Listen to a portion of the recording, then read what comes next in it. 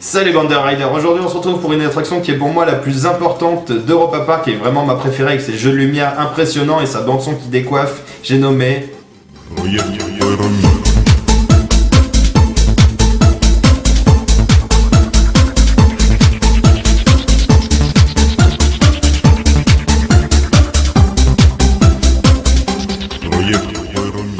Donc ce projet Euromir, créé et inventé par la famille McRide en 97 quand il est sorti, a donné l'occasion de créer une toute nouvelle zone russe. Avec 5 énormes tours de verre et une réplique parfaite de la station Mir, ça donne un énorme potentiel et un gros décor à cette attraction. Cette montagne russe de type spinning coaster à sa sortie a battu plusieurs records. En effet, c'est la plus haute, la plus longue et la plus rapide de sa catégorie. Ce coaster n'a aucune inversion, mais il a plusieurs parties qui sont vraiment très intéressantes. La première partie, c'est le quai et la montée en lift vis d'Archimède, c'est-à-dire que ça tourne autour d'un axe central et c'est entièrement dans un dark ride, c'est-à-dire aucune lumière, juste la bande son à fond et des effets lumineux géniaux. L'inertie ne joue absolument aucun rôle dans la rotation des wagons, c'est des petits moteurs électriques plus des capteurs tout au long du rail qui choisissent selon un programme dans quel sens vous allez vous retrouver. Après être arrivé au point culminant de cette attraction, vous effectuez des petits virages serrés le long de la paroi tout en tournant encore une fois sur vous-même.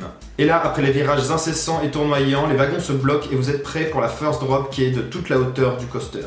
Les trains d'Euromir sont très particuliers car ils sont composés de 4 wagons ronds avec 4 places à l'intérieur, dos à dos, 2 par 2. Donc Euromir possède carrément 9 trains, ce qui permet en période de fréquentation de pouvoir monter à un débit théorique maximal de 1600 personnes par heure, ce qui est très impressionnant. Et la taille minimale requise pour accéder à ce coaster est d'1,30 m.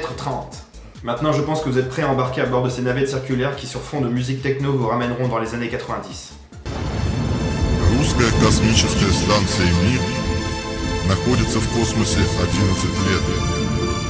11 лет спустя, 12 июня 1997 года, был притворен в жизнь совместный проект создания Euromir между Европой и Россией.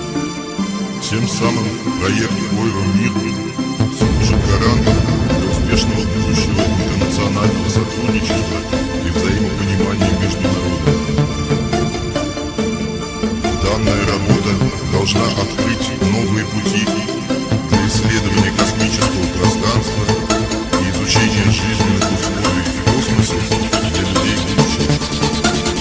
Мы не можем управлять будущим, но мы должны быть к нему готовы. Проект Euromir.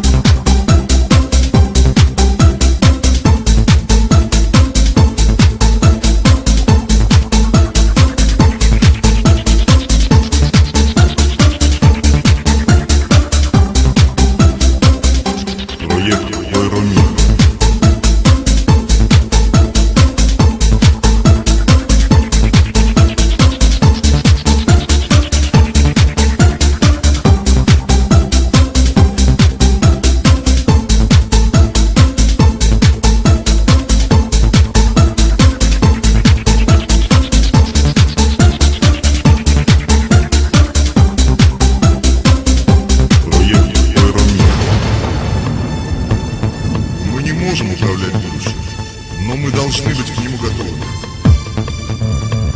Данная работа должна открыть новые пути для исследования космического пространства и изучения жизненных условий в космосе для людей будущего.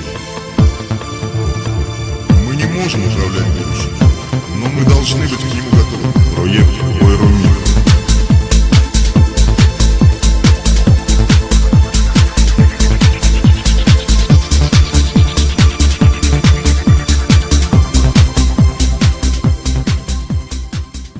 Et ben voilà les ridos, c'était ma vidéo de présentation de Project Euromir. Donc si vous avez kiffé, n'hésitez pas à vous abonner, à partager et à liker, un petit pouce en l'air, ça fera toujours plaisir. Et on se retrouve très bientôt pour une nouvelle vidéo.